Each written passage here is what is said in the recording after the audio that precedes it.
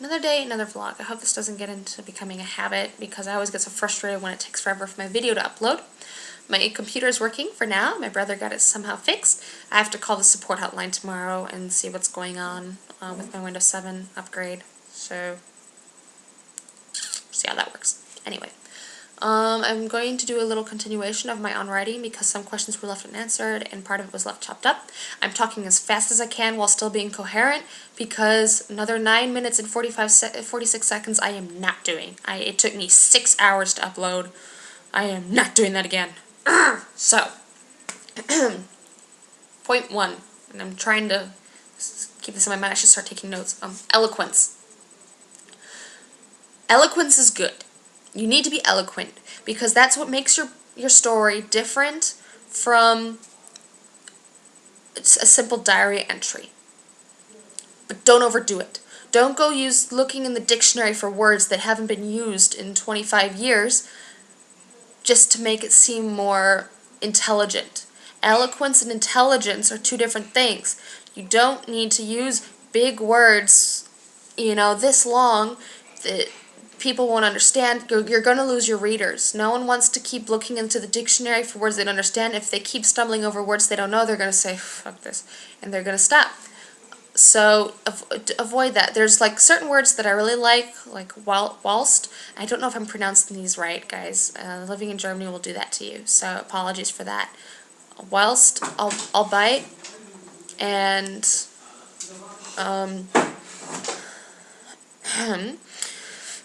and what was the other one? And henceforth. I love words like that. You can use those in moderation. Certain things that give it a little more ring, those are good.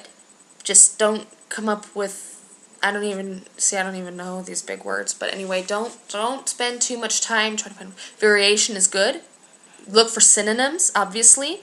Avoid words like very and so and a lot. Just cut them out.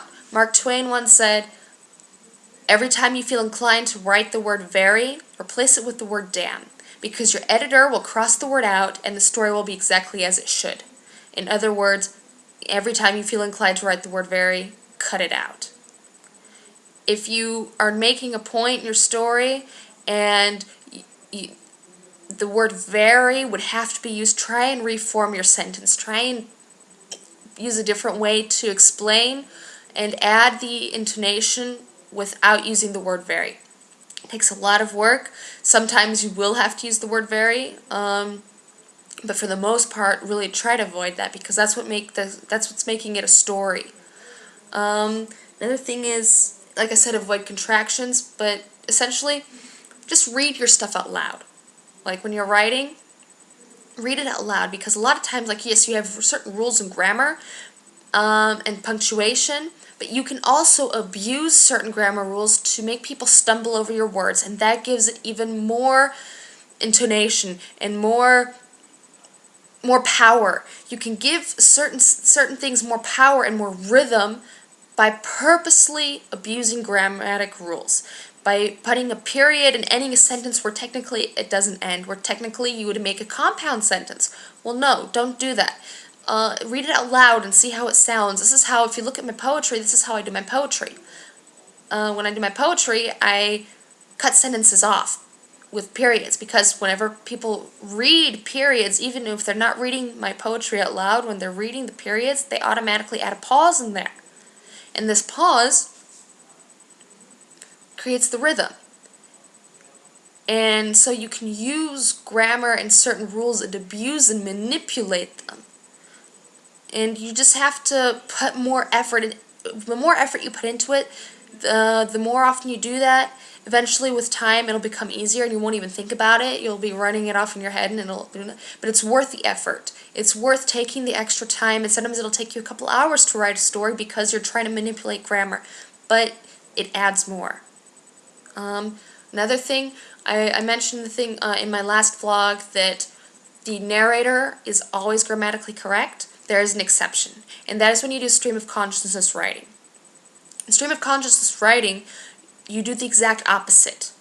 You're getting into a person's mind, and you are portraying the stream of consciousness of a person's mind. Now, this is in one of the ways, one of the most easy ways of writing, but it's also one of the most difficult. Easy because you can let go of grammatic rules, right? But it's also more difficult because it still has to be coherent, and it has to make sense, and you can't lose your reader, because if you completely, like James Joyce does a magnificent job in this, it has taken me months, absolute months of writing, and I have had my stories corrected by professors on their spare time. It's a lot of work, but and I'm not even, like, I'm sure that there are many professionals who would read my stream of consciousness stories and still say that it's absolute crap, because it's very difficult. You have to portray the unbound and unchained mind on paper that is just rambling on and on and on and letting go of certain grammatic rules, but it still has to be coherent. And you have to make sure that you don't cross the board, that you don't mix up the borders between a stream of consciousness story that purposely avoids certain grammatic rules and a simply badly written story that has no sense of grammar. And it's a lot of work, but it's worth it. Just know that you might not get it right the first time. Some people can. It took me a lot of work and time, several months, like I said. Another thing, less is more. When a lot of stories I've read from people, they have a lot of potential. You people have so much potential out here, but I feel always hesitant about saying that I absolutely love this, because, well, while I love the story and the plot and your character creations, a lot of times it's more like a novel and not a short story. There's a difference between writing a novel and portraying a short story. If you'll notice, in a lot of my stories, I don't even describe what the characters look like, because there's no room for that within a short story. If you're writing a story of about 900 words, then you don't have the time to go off on a tangent and explain what the person looks like and what each individual person is thinking in their mind. You'll have a scenario, and by the time the person has completely finished reading your description of the character standing there, they've lost track of what was actually happening in the scene. And you lose a lot of power, you lose a lot of emotion, and everything you were building up is lost the moment you start going off on a tangent describing what the person looks like. Don't put too much time and effort into that. Just let it go.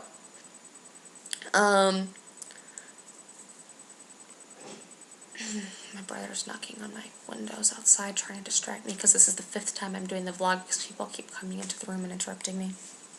So I'm going to end this now because it's really getting long again, and if necessary I'll do a part 3, but I hope some of this made sense, and if you have any more questions, just let me know and I'll do another vlog. So, once again, I'm not a professional, obviously, but these are just my thoughts, and this is how I do my stories. So, hope it helps.